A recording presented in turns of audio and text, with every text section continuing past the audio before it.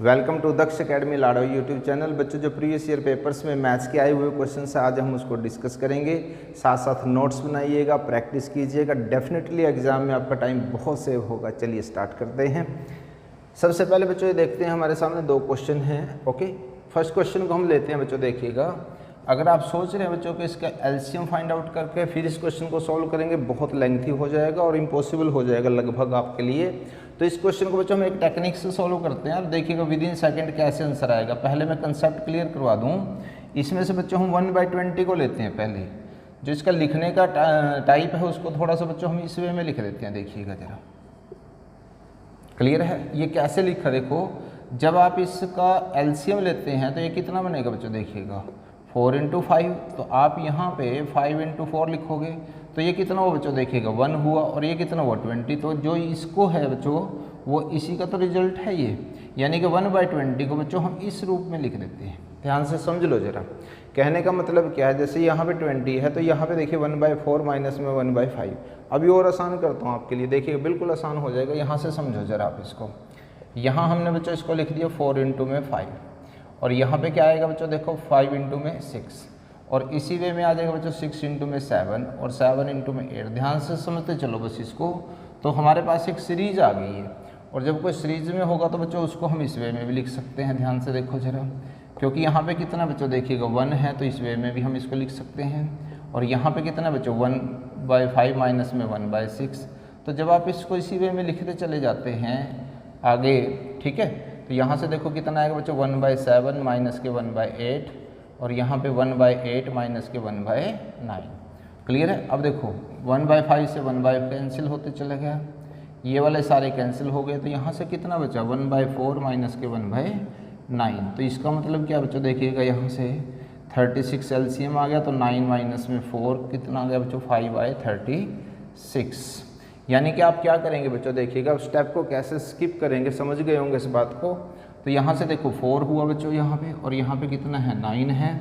दूसरी चीज़ आपको देखनी है इनका गैप बच्चों। इनका गैप जो है बच्चों वो 1 का है, तो इसलिए फर्स्ट माइनस में लास्ट कर दो तो डायरेक्ट आपका आंसर आ जाएगा। एक दो बार और प्रैक्टिस करके देखिएगा ये क्वेश्चन भी बहुत रिपीटेड क्वेश्चन है बच्चों एग्जाम के अंदर। यहाँ देखिएगा ये दे रखा आपको 4096 का जो स्क्वायर रूट है बच्चों वो 64 दिया हुआ है और आपको इसकी वैल्यू फाइंड आउट करनी है। 1 मिनट के लिए आप देखिएगा बच्चों इस बात को जरा। अगर ये डेसिमल इसमें ना हो, ध्यान से देखो जरा, अगर ये डेसिमल ना हो तो यही तो वैल्यू है ये, ठीक। अभी आपको सिर्फ एक चीज़ समझनी है कि अगर डेसिमल आते हैं तो फिर स्क्वायर रूट कैसे हम करते हैं। यहाँ देखो बच्चों इसके 2 पेयर हैं ना ये, और 2 ही इसमें डिजिट हैं। ये तो हम आपको सिखा चुके हैं स्क्वायर रूट में, जितने पेयर उतने ही आपके स्क्वायर रूट में डिजिट आते हैं। तो इसका मतलब यहाँ देखिए डेसिमल से एक पेयर पहले है एक बाद में है, तो इसका मतलब जो 64 था उसके बीच में आपने डेसिमल लगा देना, यानी कि इसका रिजल्ट ये रहा। अब समझ ही गए होंगे बच्चों। तो यहाँ पे देखिए डेसिमल के बाद ही दोनों पेयर हैं तो आप इस वे में लिख दीजिएगा। यहाँ पे देखिएगा अब यहाँ पे 3 पेयर हुए हैं लेकिन हमारे पास तो 2 थे ना डिजिट, तो हम क्या करेंगे यहाँ 0 लगा देंगे। तो अब क्या करना बच्चों, अब बस हमने इनको प्लस करना है। तो जब आप इनको प्लस करोगे डेसिमल के सीधे में डेसिमल रखना है, बस आपने इतना सा काम आपने करना है और आपका आंसर आ जाएगा। मैंने कंसेप्ट आपको क्लियर करवा दिया है, ध्यान से समझते चले। जो भी इस टाइप का क्वेश्चन आएगा उसको आप बड़े ईजिली कर पाओगे। नेक्स्ट क्वेश्चन देखिएगा बच्चों, किसी संख्या को 387 से भाग देने पर शेषफल 48 प्राप्त होता है। यदि उसी संख्या को 43 से भाग दिया जाए तो शेषफल क्या प्राप्त होगा। पहले तो बच्चों आप क्वेश्चन कोई भी हो उसकी लैंग्वेज को अच्छे से समझो। यहाँ पे क्या कहा जा रहा है, अभी किसी को संख्या को हम 383 से अगर भाग करें तो यहाँ देखिएगा उसका शेषफल हमारे पास 48 आता है, ठीक है। अब देखिएगा ना तो हमें इसमें भागफल पता है ना ही हमें संख्या का पता है, ये दोनों चीज़ें हमारे पास नहीं है।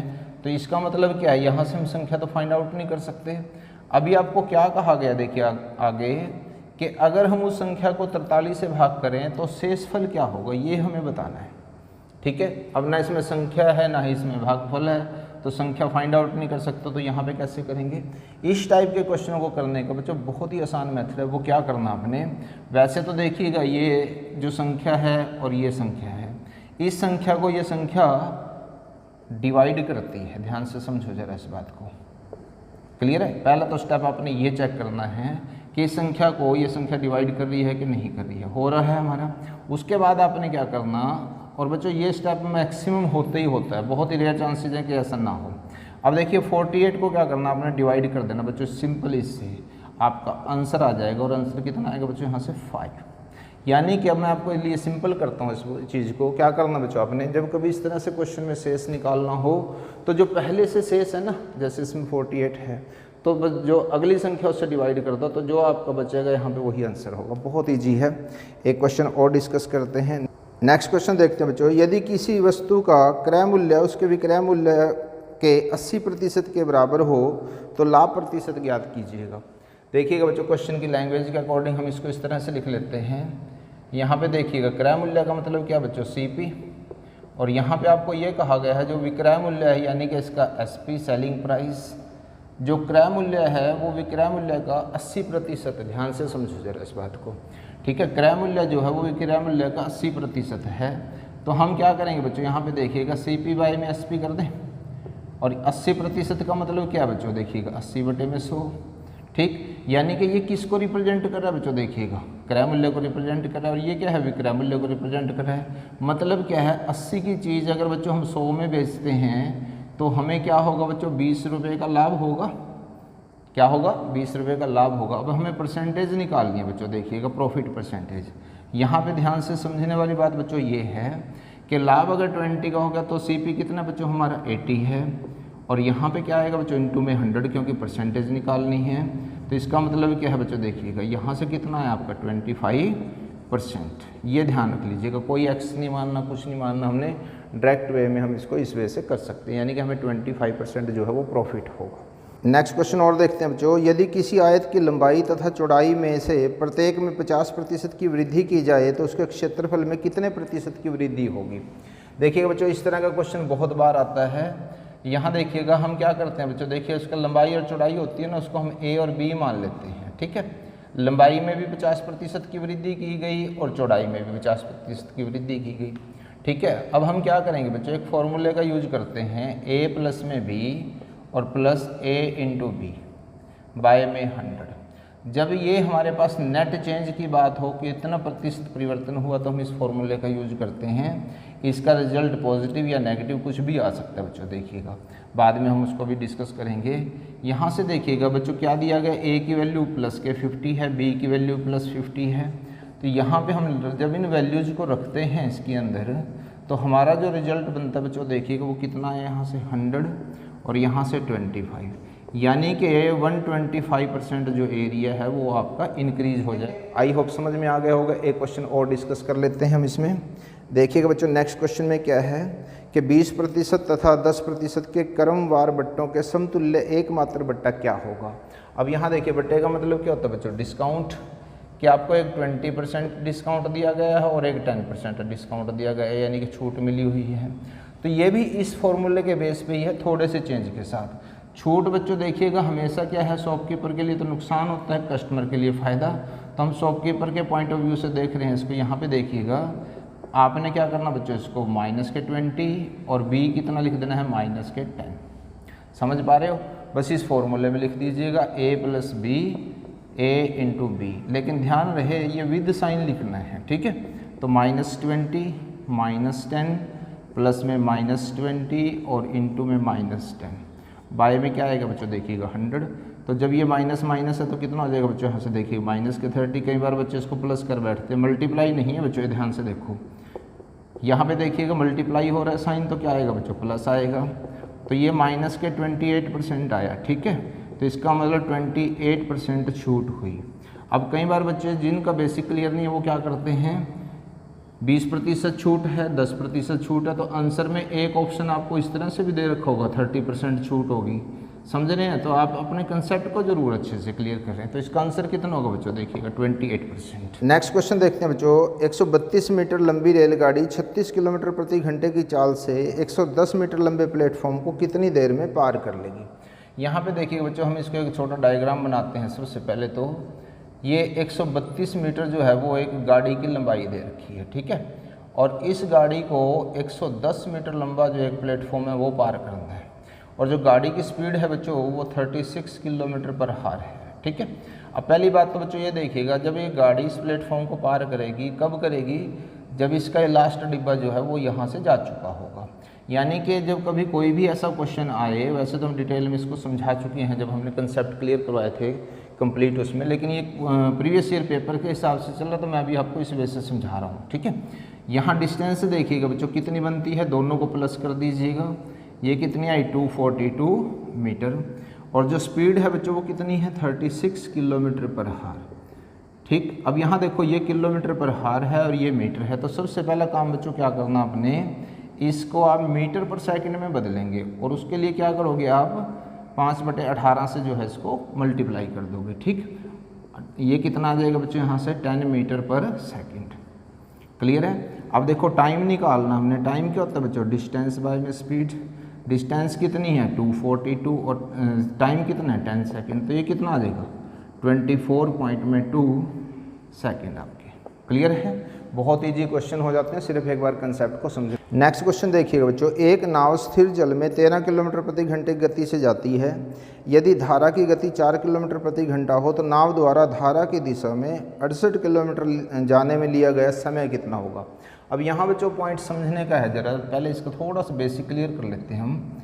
मान के चलो बच्चों ये कोई नदी है, ठीक है, इसके अंदर एक नाव है ये ऐसे, और ये धारा है बह रही है, ठीक है, यानी कि नदी जो है वो इस डायरेक्शन में बह रही है। अब जो एक तो ध्यान ये रखने वाली बात है इसमें कि जो नाव है उसकी शांत जल में चाल होती है एक, जैसे इसमें दे रखा है हमारे पास ये 13 किलोमीटर प्रति घंटा, और जो ये धारा है ये भी तो बह रही है, इसकी जो चाल है बच्चों वो कितनी है 4 किलोमीटर पर हार। अब समझने वाला बच्चों पॉइंट जो इम्पोर्टेंट पॉइंट है वो यही तो है, इसमें जो नाव है वो धारा की दिशा में जा रही है, इसका मतलब जो ये धारा की दिशा ये भी तो इसको हेल्प करेगी आगे बढ़ने में, तो इसका मतलब जो इसकी स्पीड बनेगी बच्चों वो इन दोनों को प्लस कर देना आपने। अगर धारा की दिशा में हो तो शांत जल में चाल और धारा की चाल को प्लस कर देते हैं, और अगर विपरीत में होगा तो बच्चों माइनस कर देते हैं। अब देखिएगा डिस्टेंस कितनी ट्रैवल कर रहे हैं वो 68 किलोमीटर। अगर आपने एक बार कंसेप्ट अच्छे से क्लियर कर लिया ना, फिर आपको दिक्कत नहीं आती, कुछ भी ध्यान से समझते चलो। यहाँ देखो टाइम निकालना है, डिस्टेंस बाय में स्पीड, ये फॉर्मूले तो बेसिक आपको क्लियर होने ज़रूरी हैं। तो यहाँ से कितना आ जाएगा बच्चों, देखिएगा 4 हार्स जो है वो कुल टाइम हमारा लगेगा। ठीक, नेक्स्ट क्वेश्चन और देखते हैं। एक समलंब की समांतर चतुर्भुज, नेक्स्ट क्वेश्चन और देखते हैं बच्चों। एक समलंब की समांतर भुजाएं 20 सेंटीमीटर तथा 25 सेंटीमीटर हैं और इनके बीच की लंबवत दूरी 18 सेंटीमीटर है। इसका क्षेत्रफल ज्ञात कीजिए। सबसे पहले तो बच्चों देखिएगा इसमें एक फिगर बनाते हैं हम, ठीक है। यहाँ देखो जरा, एक समलंब लेते हैं। समलंब का मतलब क्या होता है बच्चों, जो ट्रेपेजियम जिसको इंग्लिश में बोलते हैं, इसकी प्रॉपर्टीज़ की अगर हम बात करें बच्चों, तो प्रॉपर्टीज में इसका सिर्फ एक ही होता है कि जो अपोजिट साइड्स होती हैं वो एक पैरेलल में आती है, एक पेयर कम से कम। तो इसको हम B1 लिख देते हैं यहाँ पे, और इसको B2, और ये इनके बीच की जो बच्चों है दूरी आ गई हमारे पास, ठीक है। अब B1 कितना दिया गया आपको, देखिएगा इसका 20 सेंटीमीटर, और ये कितना दिया गया है 25 सेंटीमीटर, और इनके बीच की दूरी जो है बच्चों वो 18 सेंटीमीटर। जब कभी भी आप एरिया वॉल्यूम करते हैं तो 3 चीज़ों का ध्यान रखिएगा बच्चों। एक तो आपको डायग्राम अच्छे से क्लियर होना चाहिए, एक फॉर्मूला अच्छे से क्लियर, तीसरा यूनिट अच्छे से क्लियर हो, कोई भी क्वेश्चन अटकेगा नहीं आपका। तो ये समझाने के लिए हम दे रहे हैं इसको, बाकी एग्जाम में आपने क्या करना है बच्चों, उसको डायरेक्ट फॉर्मूला अप्लाई करना है। यहाँ देखिएगा B1 प्लस में B2 इस तरह से लिखते हैं, और इनटू में H, यानी कि जो समलंब का एरिया का फॉर्मूला होता है बच्चों क्या, तो 1/2, जो पैरेलल साइड हैं उनको प्लस करना, और इनटू में हाइट। तो यहाँ से क्या आ जाएगा 1/2, इन दोनों को प्लस कर दो तो कितना हो बच्चों 45, और हाइट कितनी है बच्चों इसकी देखिएगा 18, कैंसिल करने से 9, तो यहाँ से बच्चों कितना आ गया 405 सेंटीमीटर स्क्वायर। बहुत ईजी है, डायरेक्ट वे में आप इसको कर सकते हैं। आई होप बच्चों आज की क्लास भी आपको बहुत अच्छी लगी होगी।